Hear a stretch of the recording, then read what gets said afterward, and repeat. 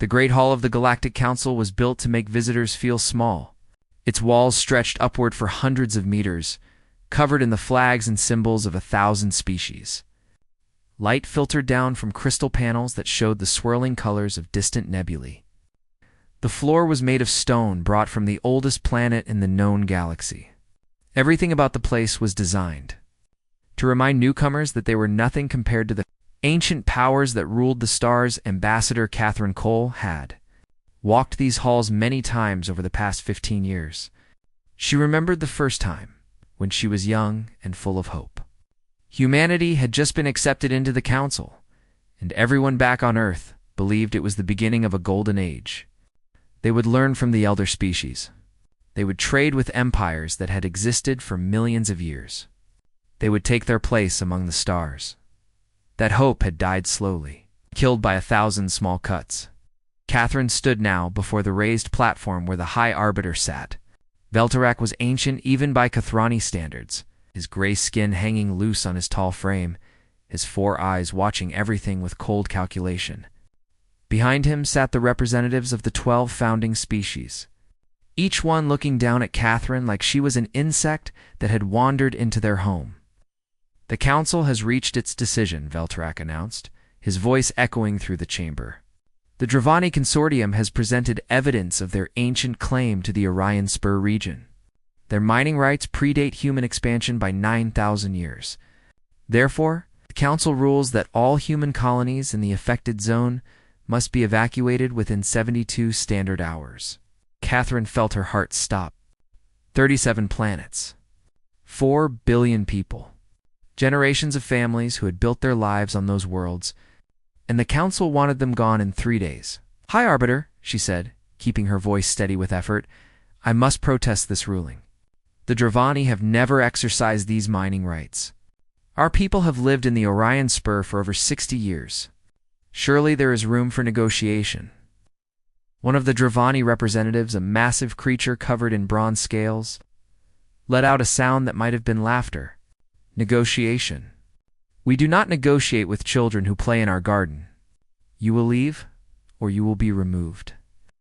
Catherine looked around the chamber, searching for any sign of support. The Velshari representative studied his claws with apparent disinterest. The Merkai ambassador stared at the floor. No one would meet her eyes. No one would speak for humanity. It had always been this way. When humans first joined the Council, they were told they would have equal voice. But every time they tried to speak, they were reminded of their place. Younger species did not challenge elder ones. Newcomers did not question ancient traditions. Humanity would learn proper respect, or humanity would suffer. And suffer they had. Trade agreements that always favored Council species. Technology sharing that was always one-sided. Regulations that seemed designed to keep human expansion in check. Every time Catherine complained, she was told the same thing: be patient. Follow the rules, and perhaps in a few thousand years, humanity would earn greater privileges. "High Arbiter," Catherine tried again. "At least give us more time. 3 days is not enough to evacuate 4 billion people." Veltarak's 4 eyes blinked slowly. "You have 72 hours. Use them wisely." Catherine returned to Earth on the fastest ship available. She did not sleep during the journey. She sat in her cabin and stared at the walls, thinking about all the times she had bowed her head and accepted insults, all the times she had smiled while Council representatives treated her like a servant, all the times she had told her government to be patient, to play the long game, to trust that things would improve. She had been a fool. The United Terran Assembly met in emergency session. The Great Chamber in Geneva was packed with representatives from every human colony and territory. When Catherine delivered her report, there was no murmuring, no shouting, just silence. A heavy, terrible silence that seemed to press down on everyone in the room. President Marcus Bailey was a tall man with gray hair and tired eyes. He had led humanity through to economic crises and a border conflict with pirates in the outer systems. Catherine had always known him as a careful leader, someone who weighed every decision and never acted in haste.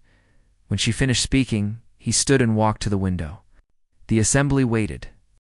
Outside, the sun was setting over the mountains, painting the sky in shades of red and gold. "Catherine," he said without turning around, "how many times have we done what they asked?" "I stopped counting years ago, sir." "And what did we get for our obedience?" Catherine thought about it. "Nothing, sir. Nothing at all." Marcus turned to face the assembly. His expression had changed. The tiredness in his eyes had been replaced by something harder, something cold.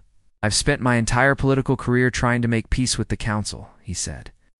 "I believed that if we followed their rules, if we proved ourselves worthy, they would eventually accept us as equals. I was wrong. They will never accept us. They do not want partners. They want servants." He walked to the central podium. "The question before us is simple. Do we continue to bow? Do we evacuate for a billion of our people because some alien corporation claims they have rights to our homes? Do we abandon everything our colonists have built because the council tells us to?" The chamber remained silent. "Say no," Marcus continued. "I say we have bent the knee for the last time. I say we close our doors, build our strength, and let the council know that humanity is done asking for permission to exist." Representative Susan Park from the Asian Federation stood. "If we refuse, they will impose sanctions. They could cut us off from galactic trade." "Then we will trade with someone else," Marcus replied. "There are thousands of species out there who are not part of the council. Species who are just as tired of being pushed around as we are." Representative William Carter from the North American Union raised his hand. "And if they send ships? If they try to take our colonies by force?" Marcus smiled, but there was no warmth in it. "Then we will fight. And we will show them what humans do when they have nothing left to lose." The vote was called at midnight. One by one, representatives stood and declared their position. When the final count was announced, Catherine felt tears in her eyes. It was unanimous. Every single representative had voted to refuse the council's demands. The next morning, humanity transmitted a message to every council species. It was short and simple. "You have pushed too far. We are done talking." Then they closed their communication channels and waited for the galaxy to respond. The first council ship arrived at the edge of Sol System 3 days after humanity went silent. It was a diplomatic vessel, painted in the white and gold colors that marked it as protected under galactic law. Its captain transmitted the standard greeting used by council species for 1,000,000 years. A complex series of signals that meant we come in peace and wish to speak. No one answered. Admiral Patricia Dunn watched the alien ship from the bridge of her flagship, the Defiance. She was 57 years old, with short gray hair and a face lined by decades of service in space. She had commanded the Terran Third Fleet for 12 years. And in all that time, she had never received orders like these: "Do not respond. Do not engage. Do not acknowledge their presence in any way." The council ship tried again, this time in 17 different languages. It broadcast messages of friendship, offers of negotiation, even threats of consequences. Patricia's communications officer looked at her with confused eyes. "Admiral, shouldn't we at least tell them something?" "Our orders are clear, Lieutenant. They want to talk. We do not." For 6 hours, the council ship sat at the edge of the system, transmitting endlessly. Then, without any response to show for its efforts, it turned and left. 2 more ships came the following week. Then 5, then 12. Each one was met with the same silence. After a month, the council had sent over 100 diplomatic vessels to Earth. Humanity had not spoken a single word to any of them. On Nexus Prime, the council chamber was in chaos. High Arbiter Veltarok had presided over galactic affairs for 3,000 years, and he had never seen anything like this. Species might disagree with council rulings. They might argue, protest, even threaten, but they always talked. Communication was the foundation of civilization. The idea that a species would simply refuse to speak was almost impossible to understand. "They are children throwing a tantrum," the Dravani representative declared. "We should send a fleet and teach them their place. Start a war over mining rights." The Velshari ambassador replied. "The galaxy is watching. If we attack a species that has done nothing but remain silent, we will look like tyrants." "We are tyrants," the Dravani growled. That is how we maintain order. Veltarok raised his hand for silence. We will wait. The humans cannot sustain this forever. They depend on galactic trade for resources they cannot produce themselves. When their economy begins to collapse, they will come crawling back. But humanity did not collapse. In the months that followed, something remarkable began to happen. Cut off from galactic trade, human scientists and engineers started solving problems they had always relied on the Council to solve. Dr. Samuel Harrison worked at the Geneva Advanced Sciences Institute, HFY. As a thin man with wild hair and glasses that were always sliding down his nose. For 20 years, he had studied the energy systems that powered Council technology, trying to understand how they worked. The Council had always refused to share their secrets, claiming that humanity was not ready for such advanced knowledge. Now, with Earth isolated, Samuel was given permission to do something that had always been forbidden. Reverse engineer captured Council technology and figure out how to build it themselves. He worked for 3 months without rest. His team took apart power cores, analyzed shield generators, and studied propulsion systems that the Council had told them were impossible for humans to understand. And one day, Samuel walked into his director's office and placed a small device on the desk. "What is this?" the director asked. "A quantum shield generator," Samuel replied. "We built it ourselves. It's actually more efficient than the Council version." The director stared at him. The Council said humans wouldn't develop this technology for another 1,000 years. Samuel smiled. The Council was wrong about a lot of things. Across human space, similar breakthroughs were happening. Engineers developed new faster-than-light drives that didn't rely on Council technology. Farmers created agricultural systems that could feed colonies without imported food. Factories retooled to produce everything from medicine to starship parts. Humanity had spent a century depending on the galaxy. Now they were learning to depend on themselves, but the most important, change was happening in the spaces between empires. Captain Henry Walsh commanded a small freighter called the Lucky Star before the silence began. He had made his living hauling cargo between human colonies and Council trading posts. Now those trading posts were closed to human ships, and Henry had to find new customers. He found them in the independent systems, the thousands of planets and stations that existed outside Council control. These were places the Council ignored, populated by species too small or too poor to matter to the great powers. They had always struggled to get fair prices for their goods, always been cheated by Council merchants who knew they had no other options. Henry offered them something different: fair prices. Honest deals. No questions asked. Word spread quickly. Within 6 months, human freighters were traveling throughout the independent systems, building trade networks that had nothing to do with the Council. Species that had never met humans before were suddenly eager to do business with them. The Council's economic stranglehold, which had seemed so absolute, was starting to crack. On Earth, President Marcus Bailey met with his advisors to review the situation.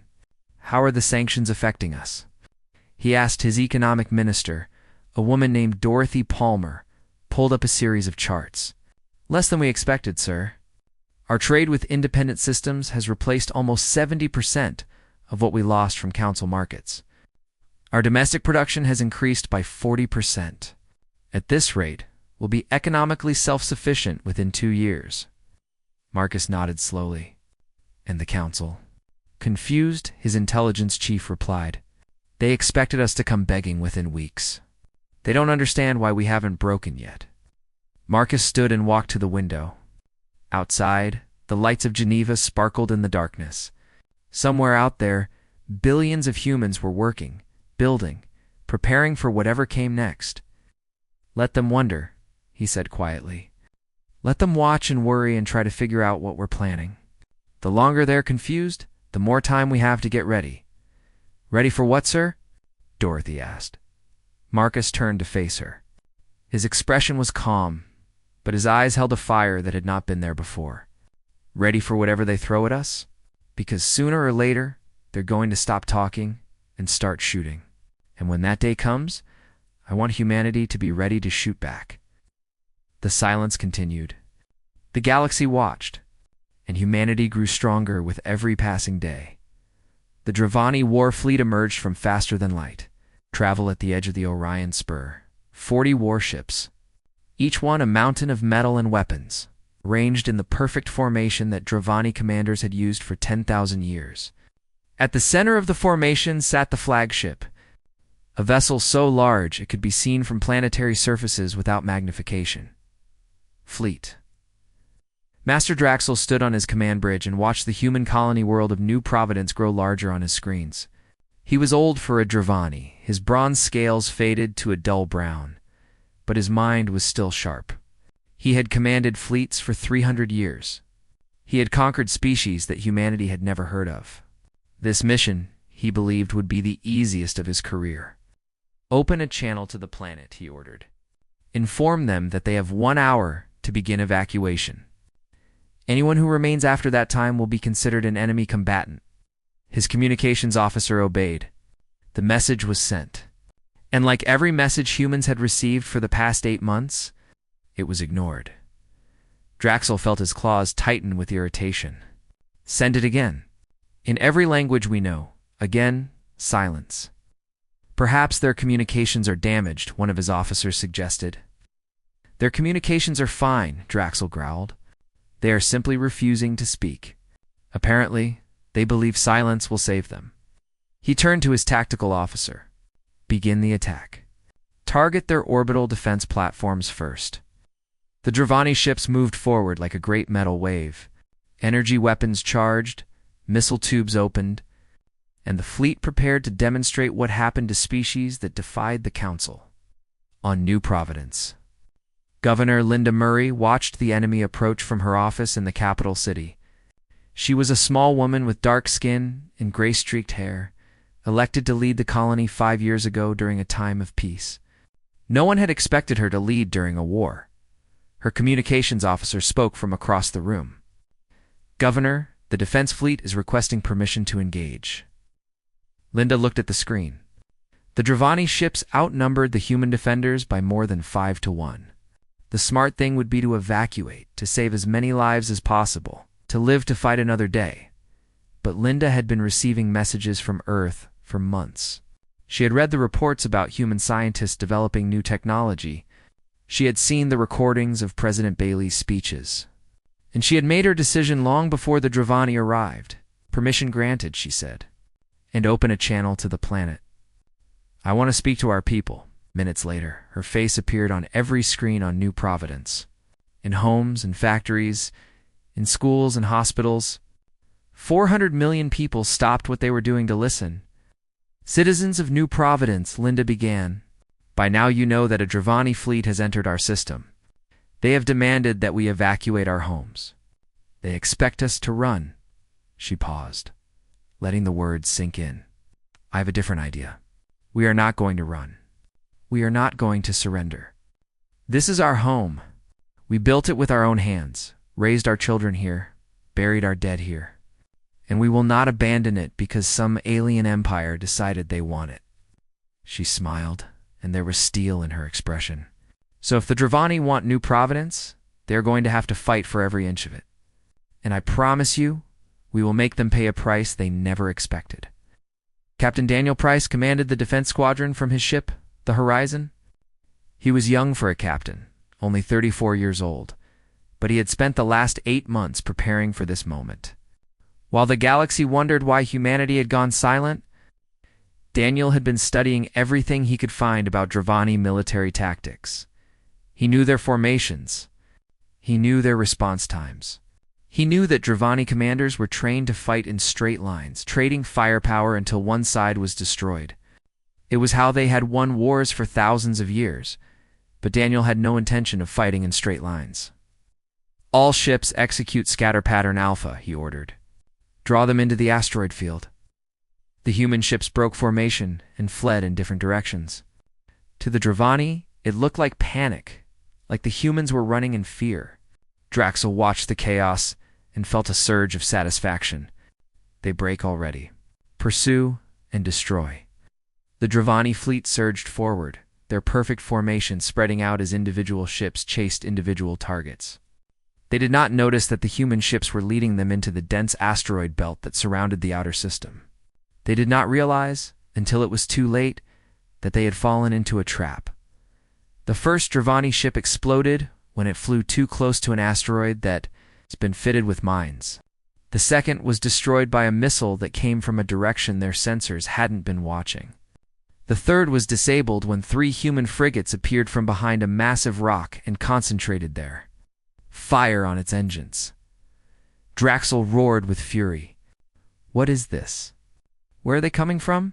"Everywhere, Fleet Master," his tactical officer replied, his voice shaking. "They're using the asteroids as cover. Our targeting systems can't track them." For 72 hours, the battle raged through the asteroid field. The Dravani had superior numbers and firepower, but they couldn't use them effectively.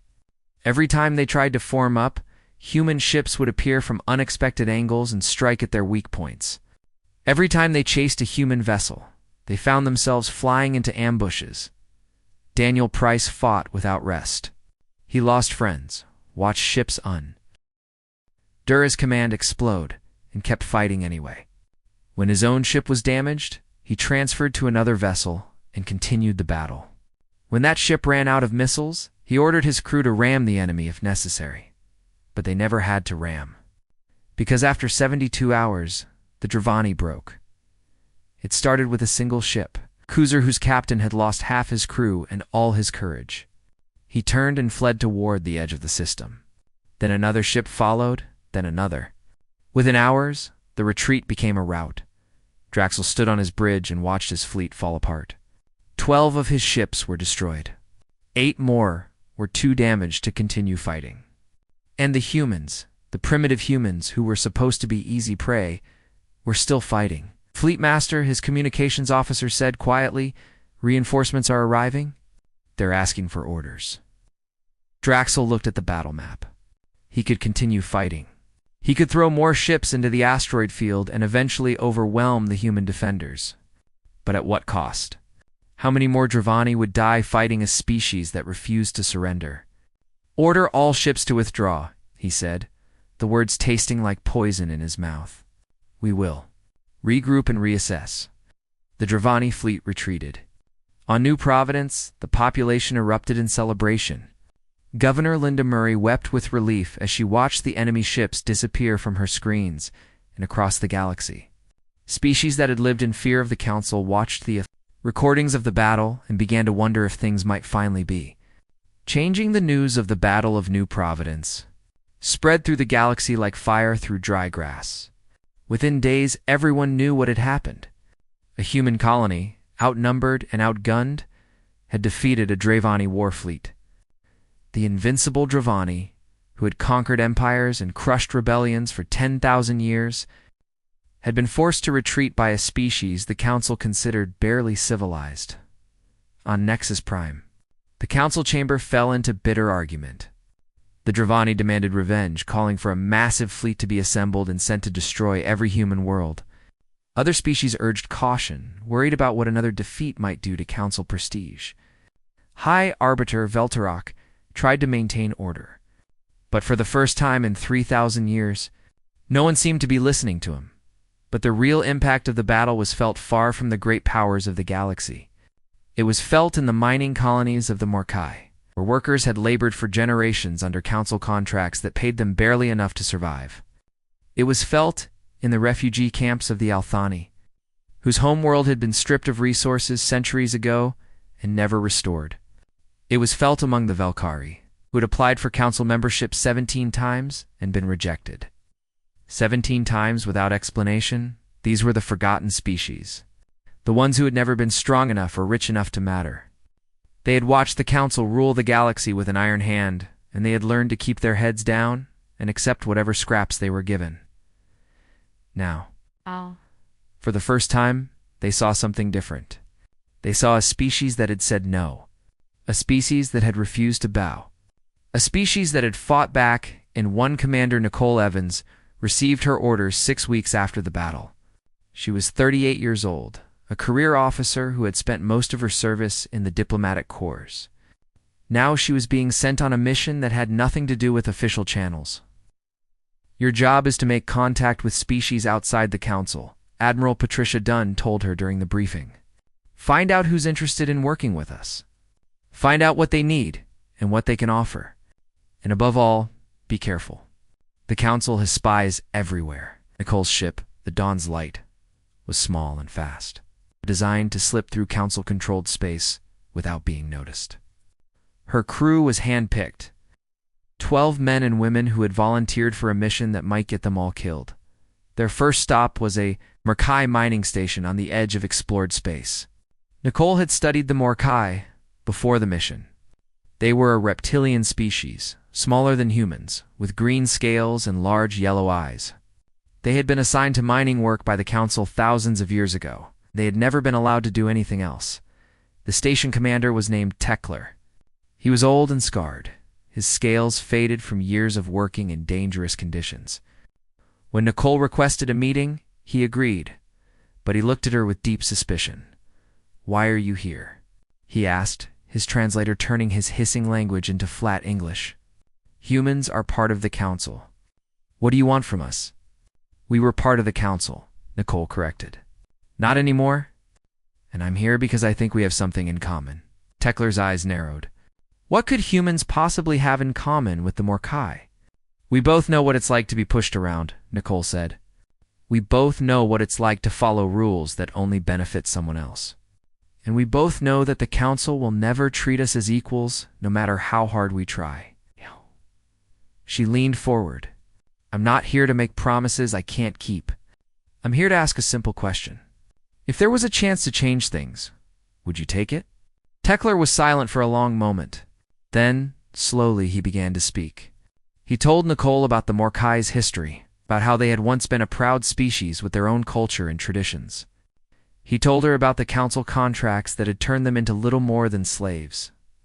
He told her about the dreams his people had for something better. Dreams they had been too afraid to speak out loud. When he finished, Nicole nodded. "We're building something," she said.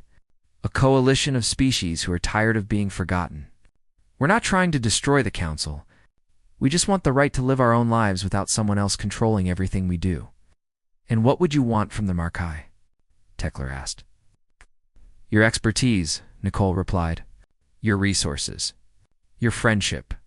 And when the time comes, your willingness to stand with us." The meeting lasted 6 hours. By the end, Tekler had agreed to bring Nicole's proposal to the other Morkai leaders. It was not a promise of alliance, but it was a start. Over the following months, Nicole visited dozens of species. Some refused to even meet with her, too afraid of Council retaliation. Others listened, but were not ready to commit. But many more than Nicole had dared to hope saw the same opportunity she saw.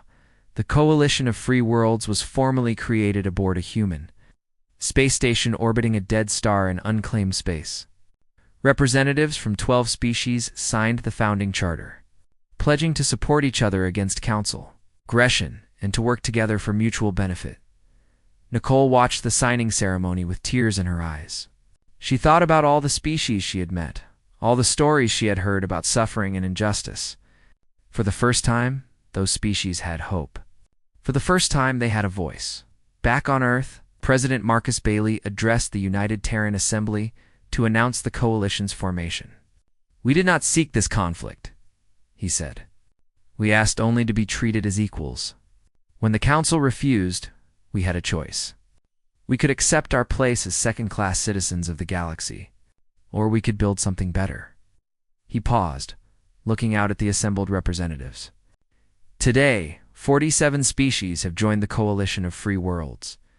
Together, we control nearly a third of all galactic trade routes. Together, we have resources and capabilities that rival the Council itself.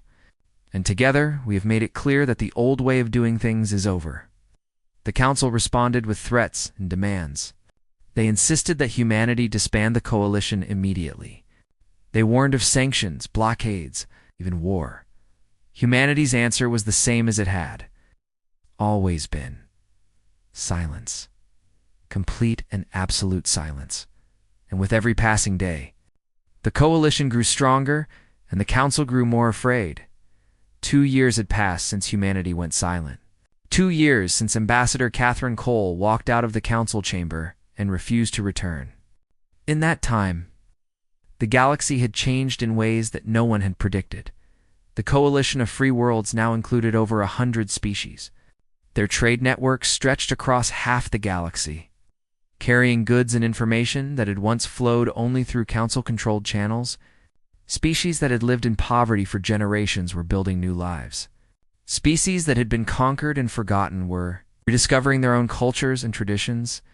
The council watched all of this with growing alarm.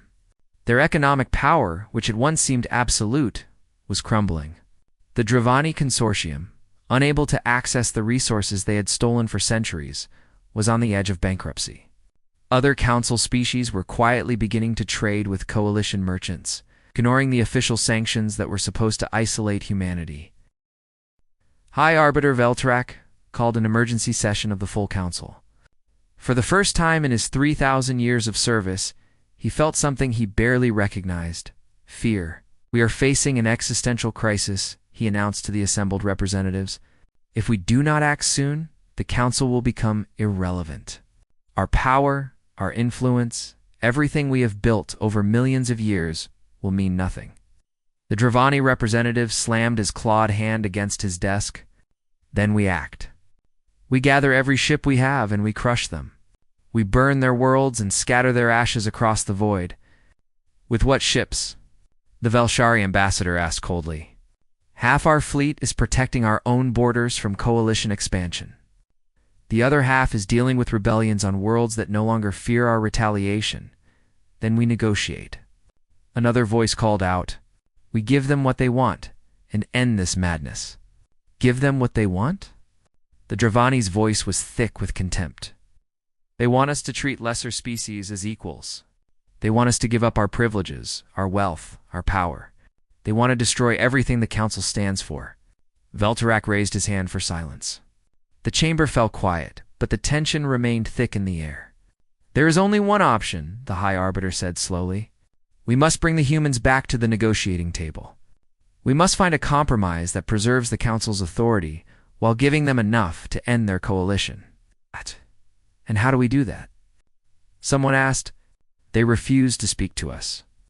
Beltarok was silent for a long moment. Then he spoke the words that would change galactic history. "We invite them here. We tell them that we are ready to discuss their demands, and we pray that they are willing to listen." The message was sent through 100 different channels. It reached Earth within hours. For 3 days, the galaxy waited to see if humanity would respond. On the 4th day, a single human ship appeared at the edge of council space. It was the same ship that had carried Ambassador Catherine Cole away from Nexus Prime 2 years ago.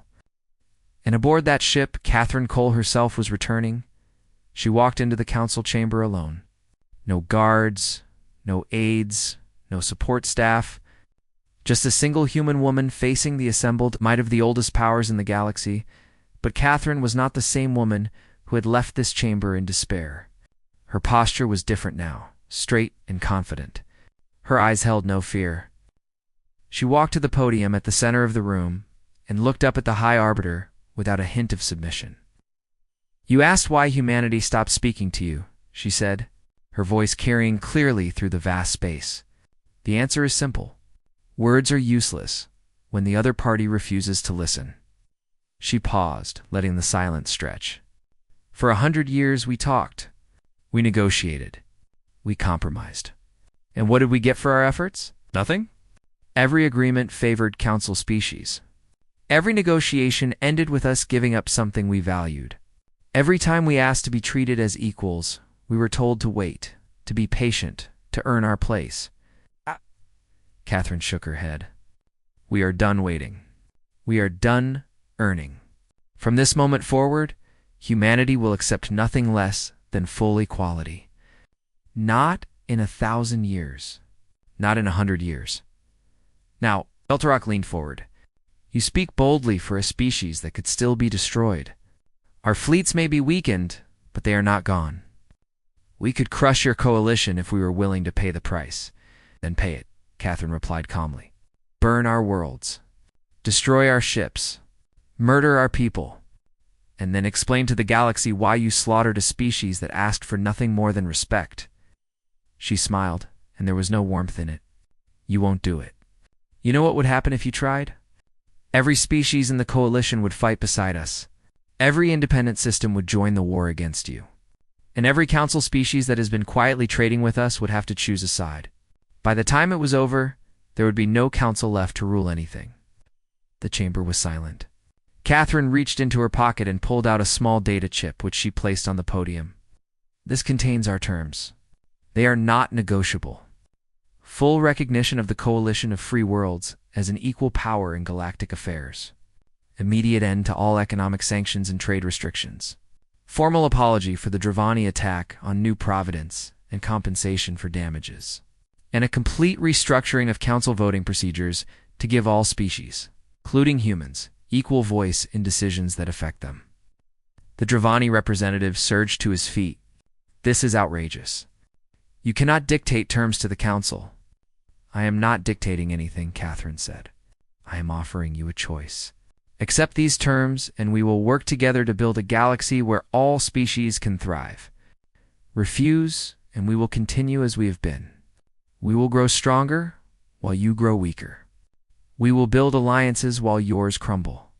And eventually this council will become nothing more than a historical curiosity, remembered only as an example of what happens when empires forget that power must be earned, not inherited." She turned and began walking toward the exit. "Wait," Veltarok called out. His voice sounded old, older than Catherine had ever heard it. "You cannot simply leave. We must discuss this." Catherine stopped, but did not turn around. "You have our terms. When you are ready to accept them, you know how to reach us." She walked out of the chamber, leaving silence in her wake. The council deliberated for 7 days. They argued, threatened, pleaded, and debated until they could barely speak. But in the end, they had no choice. The world had changed, and they could either change with it or be left behind. On the 8th day, High Arbiter Veltarak transmitted humanity's terms to every species in the galaxy. Along with a simple statement, "The Council accepts."